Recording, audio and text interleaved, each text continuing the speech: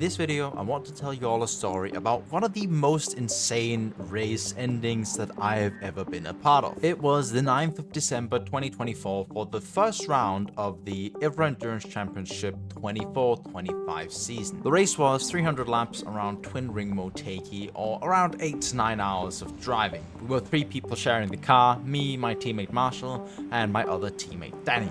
Marshall had in qualifying put the car into P3, which put us in a pretty good position, and throughout most of the race we actually had really good pace, and we actually ended up pulling out around a 40-second gap or so at one point in the race. Now this of course left us pretty satisfied as we were going into sort of the last hours of the race. It seemed like we had a decent gap, but the thing about the Ever Endurance series is that there are safety cars included if crashes happen or something happened, and Guess what happened as we sort of get towards the closing of the race. With around 2 hours to go of the race, a safety car gets called out, 2.5 hours to go. Now this was actually rather unfortunate for us because of how our strategies and how other team strategies had been throughout the race in terms of fuel saving and when to make the pit stops. Other teams had saved more fuel and actually made more laps throughout their stints throughout the race, not been pushing as much. Maybe that's also why we were able to at some point pull out a pretty decent gap and be up at the front, where others were fuel saving a little bit further down the back. And that was really good for them, the fact that the safety car came out, because now they could pit in and they could actually skip a stop towards the later end of the race. Now here's the incident that caused the safety car. Someone goes a little bit deep, spins it around and unfortunately into the wall, and that was a pretty unfortunate place, so that pulled out the safety car, which left us in a tricky position with the strategy. As the race went back to green flag racing, we were sitting in P2, and the track positions, as you might be able to see, were all closed up and bunched up together again. The only thing was that we weren't on a fuel advantage at this point of the race, so we would have to probably take on more fuel throughout the race than some of the other teams, which put us at a slightly questionable strategy towards the end of the race. Fortunately enough, at this point of the race, my teammate Danny had a really strong pace out front, just trying to pull out the gap and trying to maximize the amount of time. If you were wondering, at this point I had already done my stints in this race, so I was no longer getting in the car in this race. I did them earlier on, and now it was my teammate Danny until the end of the race. At this point, one of our main rivals had already made their pit stop, another one was yet to, but we were coming in for our final stop of the race. And as it turned out, we came out a little bit behind on the pit exit. Right here, you can see our rival crossing the start-finish line going into the first corner, while we are just about leaving the pits at this point, with around a 8 to 10 second gap as we leave the pit exit. This is with 23 laps to go of the race, so it was getting super close.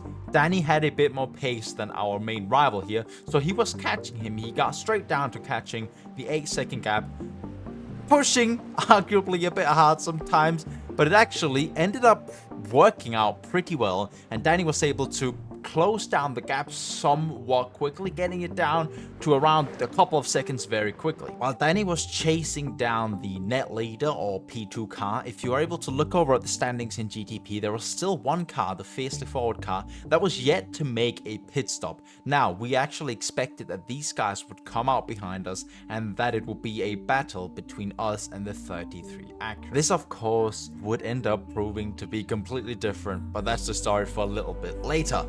At this point, Danny had caught up to the Acura and he was right behind him, around a second gap, but it was super hard to get past. There wasn't really any overtaking opportunities around this track, and there wasn't really any break from traffic at this point for Danny to actually make the move. At this point, we're just counting down the lap until the current leader had to make its final stop. With 9 laps to go, the current leader makes its way down onto the pit road for one final splash and dash, and this is where everything really starts to kick off. How long's the field going to be?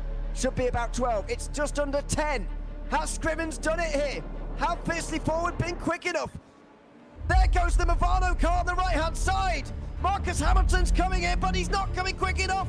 And Dylan Scrivens is going to be in the lead. Now, can he strike? Can Marcus Hamilton strike while he's down at the moment? Fiercely Forward may well have just pulled this one off here. with pace on the low fuel, on the long stint, right towards the end of this race. They have just got the track position with 7 laps to go here at Motegi. This meant that after so many hours of racing, the top 3 were within a second of each other. This was gonna come right down to the wire with 3 different manufacturers in 3 different cars and 3 different teams all battling it out for one victory with the dying laps of the race. Over the line they go. At the end of lap 294, 6 laps remaining in the Motegi 300, and the 3 you're seeing on your screen are the top 3 at the moment in this race. As we literally came down to the 4th and 3rd and the final couple of laps of the race, there was the whole GT3 traffic field in sight in front of the top 3. This was probably some of the most nervous I've ever been watching a race that I competed in as well earlier, watching my teammates driving out there on the track. This was probably some of the most nervous and exciting times that I had. And what is about to happen and what I'm about to show you is one of the craziest moves, craziest things that I have seen being pulled off in a race like this. Oh, Simossi diving down the inside of hoisting belt, and Movano are going to get right into the back now and fiercely forward. This is for the race. The top 3 prototypes on your screen, slaloming through traffic. Oh, so close to the grass on the gravel in the outside line. Oh, Simi Sabu just blocked as he tried to go around the outside of turn 7. Now through turn 8 they go. Round the outside again. Here goes Movano. They're close. They're looking. Simi Sabu dives down the inside. It's 3 wide and turn 9 and they're gone. Oh no! Fiercely forward off into the gravel. Movano crowded out wide, and Daniel Simisamo takes 2 places in 1 corner, and he leads the race with 3 laps to go. And now this is one of the craziest moves I think I've seen. To show you all the situation from the onboard, there is a lot of traffic right here. This is for the win with 3 laps to go and 3 different teams, and Danny licks the stamp and sends it down the inside. 3 wide into the corner, not a lot of space there, and eventually one of the other cars gets turned around. Now, this incident was deemed a no further action, meaning that Danny got the overtake done. He managed to gain both of the positions, mainly because the other 2 cars took each other out. Danny managed to run the last 3 laps, pulling out a little bit on the Movano car behind, and eventually crossing the line to finish in 1st place. However, it was not all done yet. While the incident was initially deemed a no further action, after a full night of complaining and crying in the official chat that this wasn't a nice move, they reviewed the incident again and gave us a 10-second time penalty the day after, demoting us to 2nd place in the final result. In my personal opinion, this was a very optimistic and very on the edge send.